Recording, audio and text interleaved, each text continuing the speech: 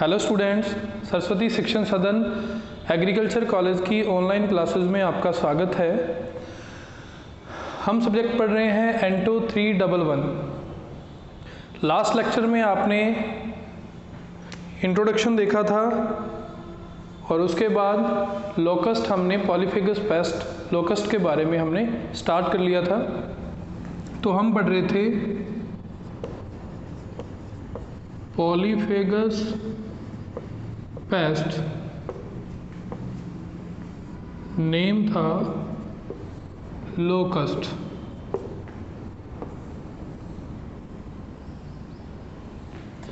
ये वाला टॉपिक अपना चल रहा था। इसके अंदर जो टॉपिक हमने पहले लिखे थे कि ये टॉपिक के बारे में हमें डिटेल में बात करनी है, उसमें था क्लासिफिकेशन,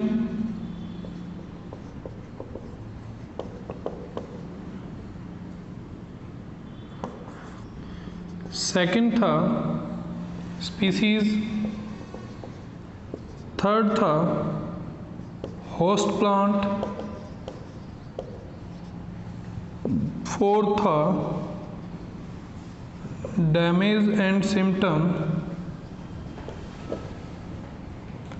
फिफ्थ था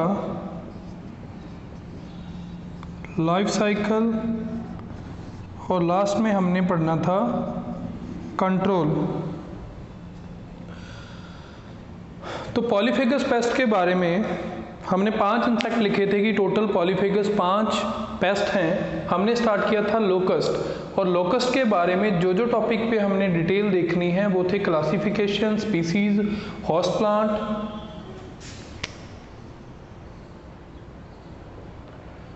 प्लांट और damage and symptom, life cycle और कंट्रोल। लास्ट लेक्चर तक आपने देख लिया था कि हमने क्लासिफिकेशन कंप्लीट कर लिया था, स्पीसीज वाला टॉपिक हमारा हो गया था, होस्ट प्लांट हो गया था, डैमेज और सिम्टम की कब कब लोकस्ट ने अटैक किया, ये वाला टॉपिक भी हमने कर लिया था। नेक्स्ट हमें बात करनी थी लाइफ साइकिल के बारे में कि टिड्डी का जो लाइफ साइकिल है वो कैसा होगा। पॉलीफेगस पेस्ट लोकस्ट के बारे में हम पढ़ रहे थे। हमने पढ़ लिया क्लासिफिकेशन हमारा कंप्लीट हो गया, स्पीसीज कंप्लीट होगी, होस्ट प्लांट भी हमने पढ़ लिया, डैमेज एंड सिम्टम्स भी हमने पढ़ लिए, लाइफ साइकिल और कंट्रोल। यहाँ तक 4 टॉपिक हमारे कंप्लीट हो चुके हैं। ये वाले हमने लास्ट वीडियो तक कंप्लीट कर लिया था। हमें स्टार्ट करना था इसका नया टॉपिक जो था लाइफ साइकिल। तो देखिए जी, हम हेडिंग डालते हैं लाइफ साइकिल की।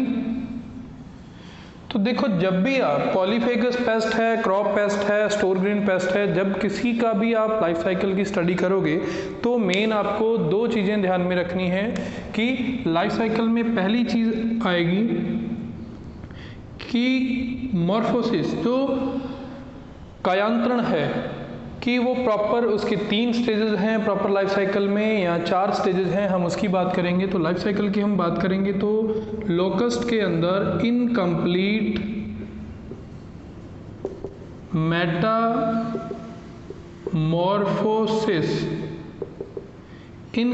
मेटामॉर्फोसिस होता है। हिंदी वालों के लिए ब्रैकेट में मैं मेंशन कर देता हूं अपूर्ण कायांतरण।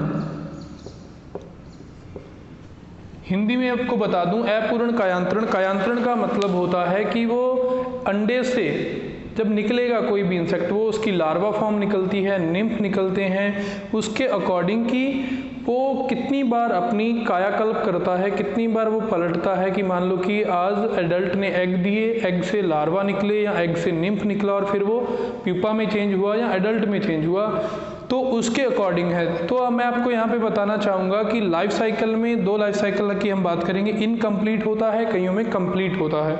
देखो, कंप्लीट जो है, कंप्लीट मेटामॉर्फोसिस में टोटल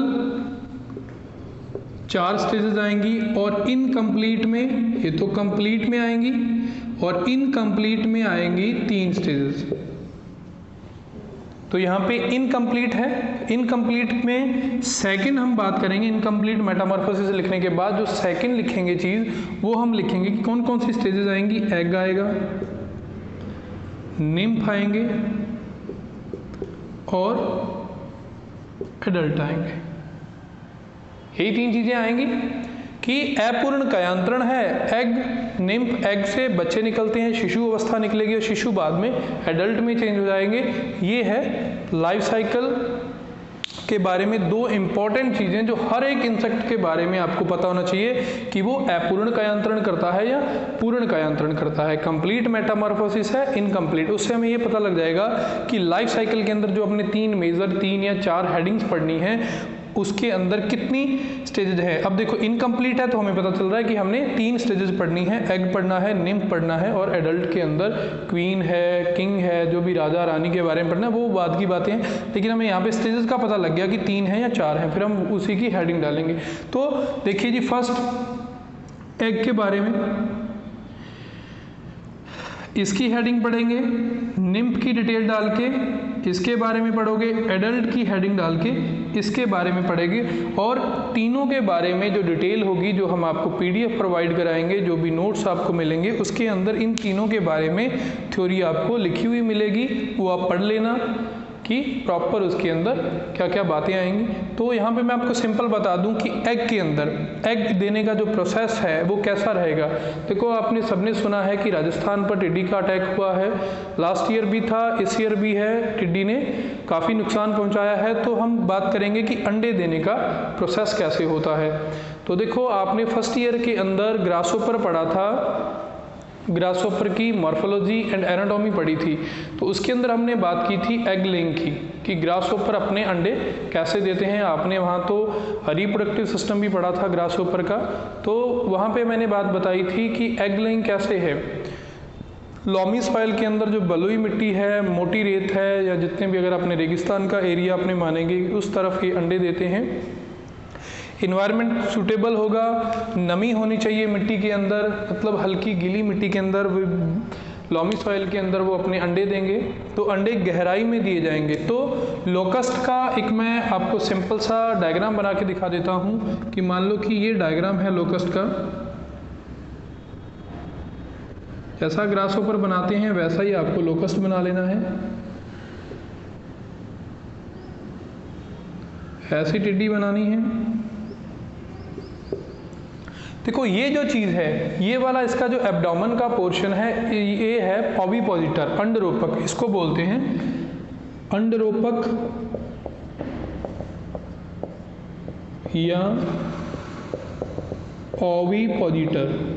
ये आपने फर्स्ट ईयर में पढ़ा था जब हमने ग्रासहोपर पढ़ा था कि ये ओविपोजिटर है। अब देखो ओविपोजिटर क्या करेगा, वो अंडे देने का काम करेगा। वो क्या करेगा, ये एक मान लो कि ये सरफेस है, ये मिट्टी आ गई, इसके ऊपर वो अपना ओविपोजिटर रख के ऐसे चलती रहेगी। जैसे ही उसको लॉमी सॉइल मिलेगी वहाँ पे वो घूम के यहाँ पे ड्रिल करेगी।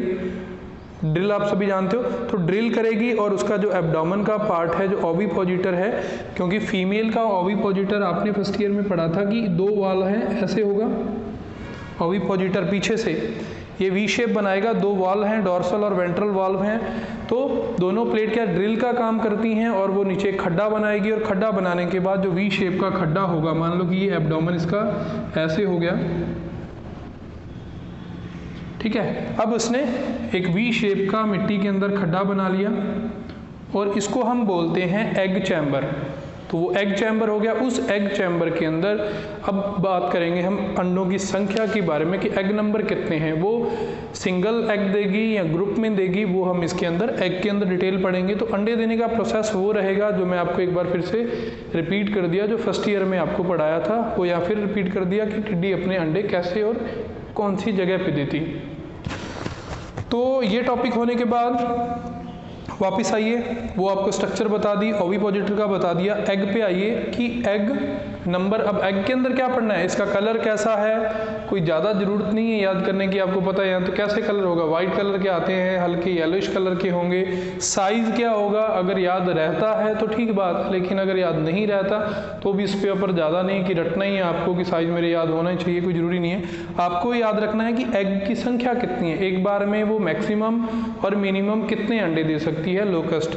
और उसके बाद निम्फ के बारे में पढ़ेंगे कि निम्फ कैसे खाएगा, कैसे अटैक करता है, कितना खाता है, उसके बारे में बात कर लेंगे। और एडल्ट हैं, एडल्ट में जो कैप्सूल कॉपुलेशन होगा तो वो कैसे, कितने दिनों में होगा, कितने दिनों के बाद वो कॉपुलेशन के बाद एग लेइंग करेंगे, तो इसके बारे में हमें इसमें पढ़ना है। तो फर्स्ट हेडिंग आ जाएगी एग की। तो इसके अंदर हम डिटेल पढ़ते हैं। मैं आपको पॉइंट बता देता हूँ कि कौन कौन से पॉइंट है। देखिए, जो एग के बारे में हम बात करेंगे तो एग के लिए कहा जाता है कि सबसे पहले इनके नंबर कितने हैं, समूह में दिए जाएंगे। अंड कोष्ठ मतलब एग चैम्बर के अंदर अंडे दिए जाएंगे। अंडों की जो संख्या होती है वो 50 से 150। तो जो नंबर हैं 50 से 150 टोटल संख्या हो गई। और गहराई 8 से 15 सेंटीमीटर डेप्थ जो है इसकी गहराई में दिए जाएंगे। 8 से 15 सेंटीमीटर। 15 सेंटीमीटर का स्केल आपने देखा होगा। मान लो कि ये 15 सेंटीमीटर है, इतनी गहराई तक। इसका एक वीडियो जो आपका एक ग्रुप चल रहा है ना, 3rd ईयर का जो व्हाट्सएप पे ग्रुप है, उसके अंदर हम एक वीडियो अपलोड करेंगे जिसके अंदर आपको लोकस्ट दिखाई देंगी, जो लाइव कैप्चर किया गया है कि वो अपने अंडे कैसे दे रही हैं। लॉमी सॉइल के अंदर प्रॉपर वो पकड़ के उस ग्रासहोपर को, सॉरी लोकस्ट को बाहर आपको दिखाएंगे कि कैसे उसका ओविपोजिटर है वो पीछे से लटक रहा है और वो एग लेइंग का काम कर रहे हैं मिट्टी के अंदर। तो अंडे 100 से 150 दिए जाएंगे, मतलब 50 से 150 नंबर हो गया। और 8 से 15 सेंटीमीटर डेप्थ में अंडे दिए जाते हैं। एक ये बात होगी एग के बारे में। उसके बाद है कि कैसे दिखेंगे। तो आपको चावल के दाने के समान दिखेगा एक अंडा, जो कि हल्का येलोइश कलर का होगा और 7 से 8 mm लेंथ होगी। मान लो कि जो एग है चावल के दाने के समान है और इसकी जो लेंथ है 8 से, तो दिख गया ना, ये अपने साफ कर लेते हैं कि जो इसका प्रॉपर वो तो हो गया, संख्या हो गई 8 से 15 सेंटीमीटर। अब साइज नहीं है, 8 से 15 सेंटीमीटर तो डेप्थ में दिए जाएंगे, गहराई में दिए जाएंगे। और जो एग है उसकी जो लेंथ है वो होगी 8 से 9 mm। 7 से 8 भी मेंशन कर सकते हो आप, 7 से 8 mm कर लेना। 7 से 8 mm इसकी लेंथ होगी।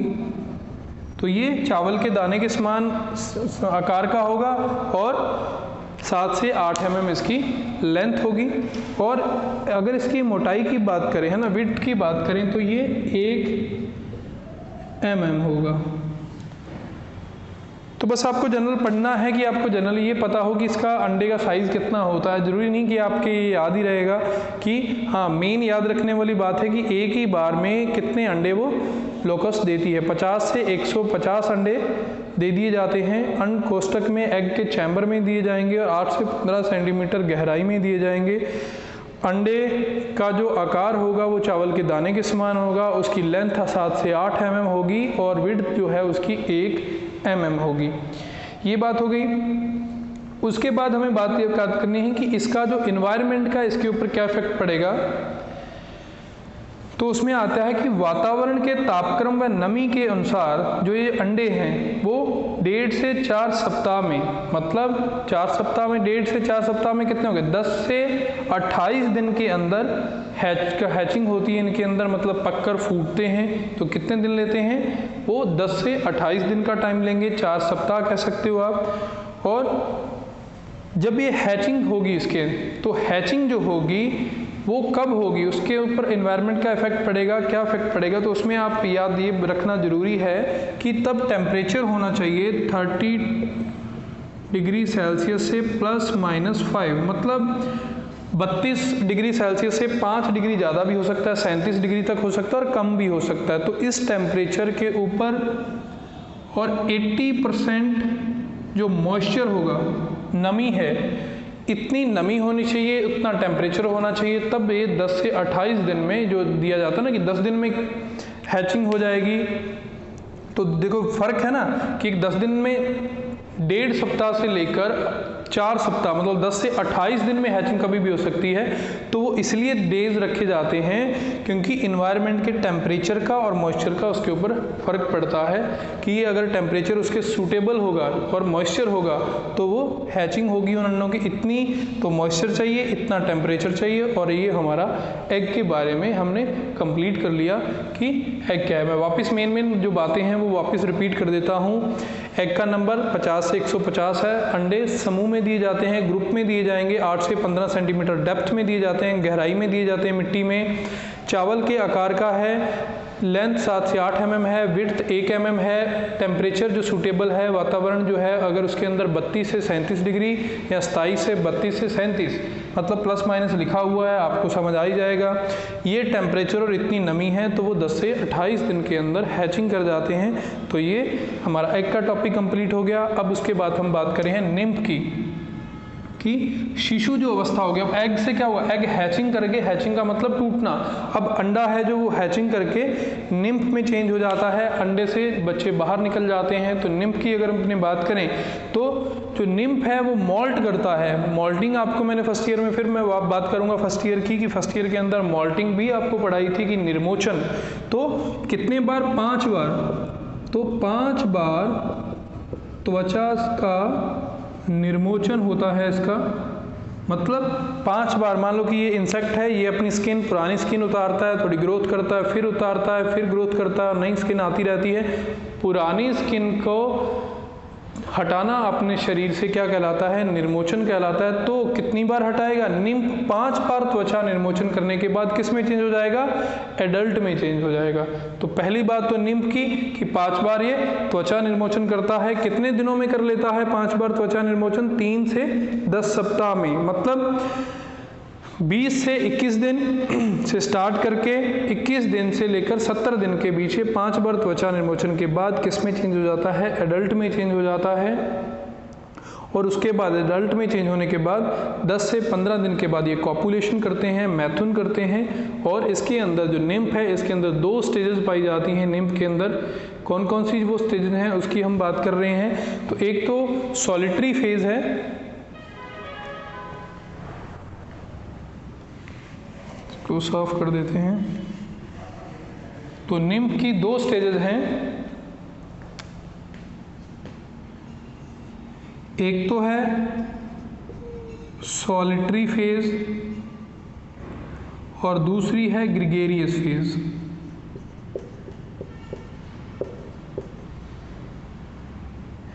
ये तो है एकल अवस्था और ये है समूहवासी। तो देखो नेम से ही हिंदी में पढ़ने से पता चलता है एकल अवस्था जिसमें सिंगल रहेगा, ग्रिगेरियस मतलब ग्रुप में रहेंगे। तो देखो कि जो निम्फ हैं वो 2 तरह के ग्रुप बना लेते हैं, या तो वो सिंगल रहेंगे और या फिर वो ग्रुप में रहेंगे। अगर जो सिंगल रहते हैं वो सॉलिटरी फेज में आ जाएगा। तो सॉलिटरी फेज वाले जो सिंगल रहेंगे वो डैमेज भी कम करेंगे, और जो ग्रुप में रहेंगे वो हानि भी ज़्यादा करेंगे, ज़्यादा क्रॉप पे ऊपर अटैक करेंगे, डैमेज भी ज़्यादा करेंगे। तो वो है ग्रिगेरियस फेज। सॉलिटरी फेज के लिए कहा जाता है कि ये ग्रीन कलर के होते हैं और ग्रिगेरियस फेज वाले हल्के ब्लैक कलर के होते हैं जो ग्रुप में रहते हैं। तो ये हो गई सॉलिटरी और ग्रिगेरियस फेज। इसके ऊपर 2 नंबर का क्वेश्चन आता है कि सॉलिटरी फेज और ग्रिगेरियस फेज में या तो डिफरेंशिएट करना है आपको, दोनों में अंतर बताने हैं, या सॉलिटरी फेज की अलग से डेफिनेशन पूछ लेता है, ग्रिगेरियस फेज की अलग से डेफिनेशन पूछ लेता है। तो वो मैं आपको वापस रिपीट करता हूँ। सॉलिटरी फेज एकल अवस्था होती है, ये ज़्यादातर हरे रंग के होते हैं, ये नुकसान कम करते हैं क्योंकि ये एकल अवस्था में रहते हैं। और जो ग्रुप बना लेते हैं वो ब्लैक कलर के होते हैं, उसको यूथी प्रावस्था भी बोलते हैं, समूहवासी होते हैं, ग्रिगेरियस फेज है, इनसे नुकसान भी ज़्यादा होगा। अब बात आती है एक विचरण प्रावस्था। इसी के साथ निम्फ में ही एक क्वेश्चन पूछ लिया जाता है, इसके अंदर ही विचरण प्रावस्था, हिंदी में है विचरण प्रावस्था, इंग्लिश में बोलते हैं ट्रांजिशन फेज। ट्रांजिशन फेज, तो इस पे भी 1 नंबर या 2 नंबर का क्वेश्चन आता है कि ट्रांजिशन फेज क्या है। तो देखो जो सिंगल रह रहे हैं, सॉलिटरी फेज है, मान लो एक टाइम है कि अलग अलग रह रही हैं लोकस्ट, अगर वो बाद में सिंगल से ग्रुप में चेंज हो रहे हैं, मतलब सॉलिटरी फेज ग्रिगेरियस फेज में चेंज हो जाती है, तो उसको बोलते हैं विचरण प्रावस्था, ट्रांजिशन फेज। क्लियर। 1 नंबर का क्वेश्चन आ जाता है कई बार ट्रांजिशन फेज क्या है, तो आपको लिखना है कि सॉलिटरी फेज जब ग्रिगेरियस फेज में चेंज होने लग जाती है तो उसको बोलते हैं ट्रांजिशन फेज। इसके बाद 2 टॉपिक के बाद हम तीसरा टॉपिक करते हैं एडल्ट का, कि प्रौढ़ जो हैं इसके लोकस्ट के जो एडल्ट हैं वो कैसे होते हैं। तो देखिए जी, हमने कितनी स्पीसीज पढ़ी, 3 स्पीसीज पढ़ी थी। कौन कौन सी? एक बॉम्बे लोकस्ट पढ़ा था, माइग्रेटरी लोकस्ट पढ़ा था और एक डिजर्ट लोकस्ट, 3 पढ़ी थी। तो तीनों के एडल्ट के बारे में हम बात कर लेते हैं। तो इन सबको साफ करके पहले हम मेंशन करते हैं कि कौन कौन सी हमने लोकस्ट की स्पीसीज लिखी थी, 3 तरह की वैरायटियां लिखी थी हमने।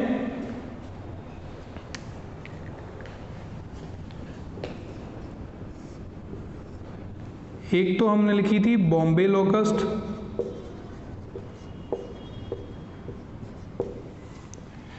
एक हमने लिखी थी डिजर्ट लोकस्ट और एक हमने लिखी थी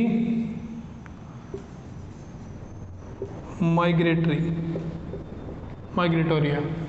तो ये 3 वैरायटियां थी एडल्ट के अंदर स्पीसीज जो हमने पढ़ी। तो तीनों के एडल्ट के बारे में हमें बात करनी होगी कि बॉम्बे लोकस्ट क्या है, डिजर्ट लोकस्ट का एडल्ट कैसा है और माइग्रेटोरिया का कैसा है। तो देखिए, बॉम्बे लोकस्ट के अंदर है कि ये इंडिया के अंदर, लंका के अंदर, मलाया में पाई जाती हैं ज़्यादातर। ये ग्रुप नहीं बनाती, जो बॉम्बे लोकस्ट है वो ग्रुप नहीं बनाएगी। मतलब कौन सी फेज में रहेगी? सॉलिटरी फेज में रहेगी।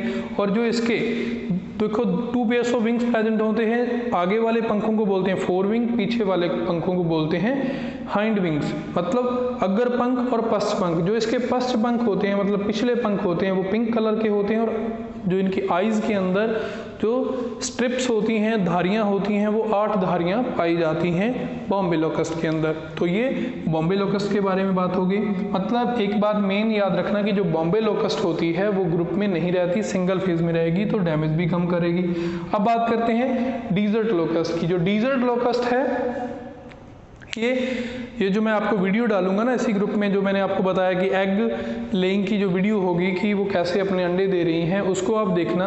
वो ये वीडियो लेक्चर अलग है, वो वीडियो आपको डायरेक्ट ग्रुप के अंदर डाल दी जाएगी।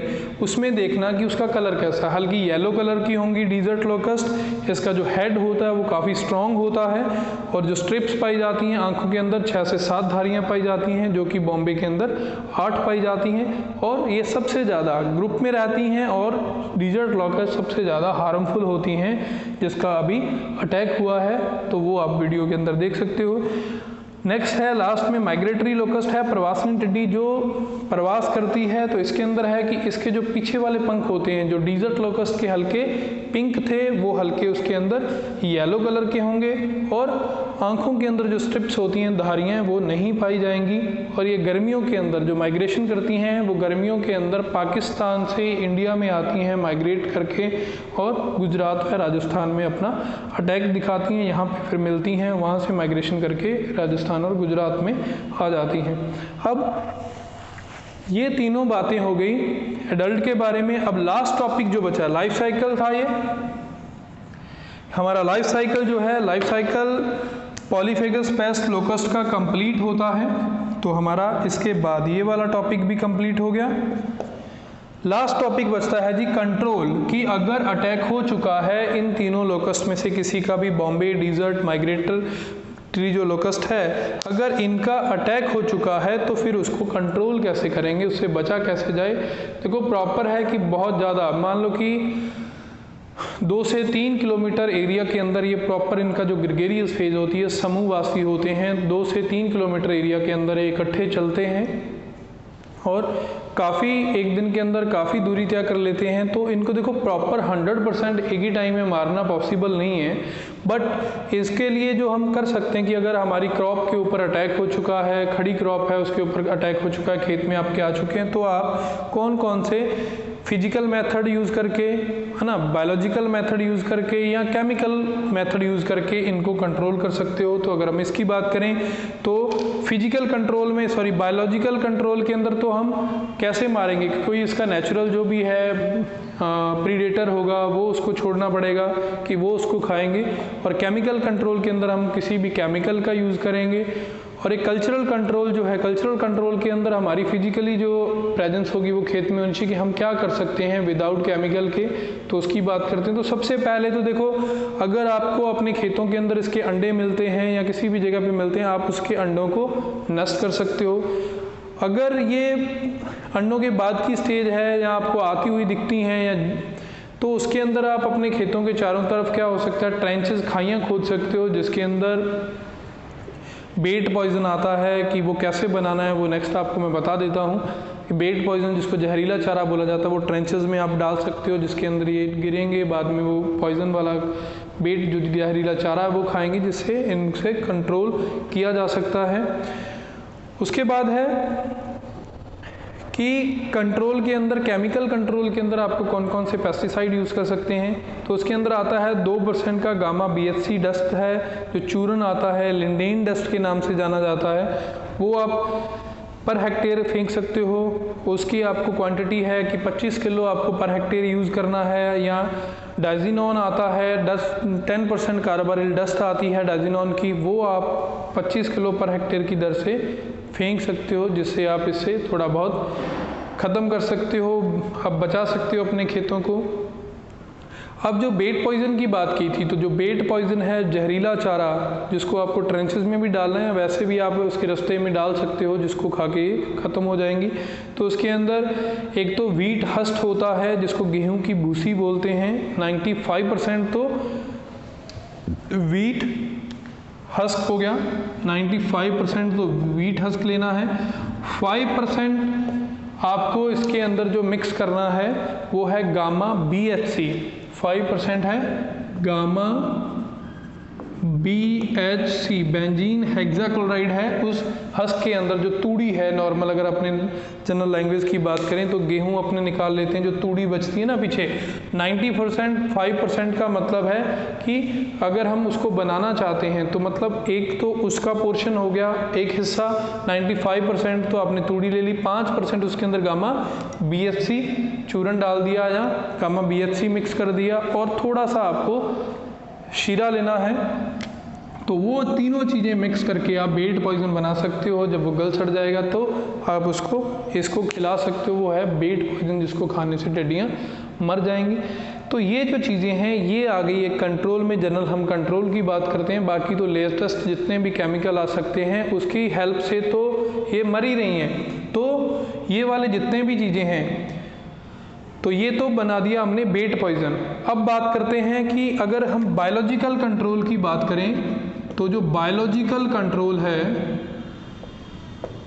जिसको हम बात करें कि नेचुरल इनेमीज कह सकते हो आप, कि कैसे मारा जा सकता है, इसके नेचुरल इनेमीज कौन कौन से हैं। तो बायोलॉजिकल कंट्रोल में हम बात करेंगे तो नोज़ेमा आती है, जो उसके रेस्पिरेटरी सिस्टम के अंदर प्रॉब्लम क्रिएट करेंगी और जो लोकस्ट है वो ख़त्म हो जाएगी। और दूसरा आता है बैसिलस थुरिंजियसिस, BT का आपने नाम सुना होगा। तो ये दो चीज़ें, नोज़ेमा और BT, ये बायोलॉजिकल कंट्रोल में जो बायोलॉजिकल फैक्टर हैं इनका यूज़ करके भी इनको मारा जा सकता है। तो ये हमारा पॉलीफेगस जो पेस्ट है उसका फर्स्ट है लोकस्ट। लोकस्ट हमारा यहाँ पे कंप्लीट होता है। इसके बाद हम बात करेंगे नेक्स्ट इंसेक्ट के बारे में। लोकस्ट जो हमने उस दिन बताए थे कि टोटल 5 पेस्ट हैं, लोकस्ट हमारा कंप्लीट हो गया है। और हम सेकंड करेंगे टर्माइट के बारे में, फिर रेड हेरी कैटरपिलर के बारे में। ये हमारी चीज़ें, ये जो आज का जो हमारा टॉपिक है लोकस्ट का, ये नहीं कंप्लीट होता है। Thank you.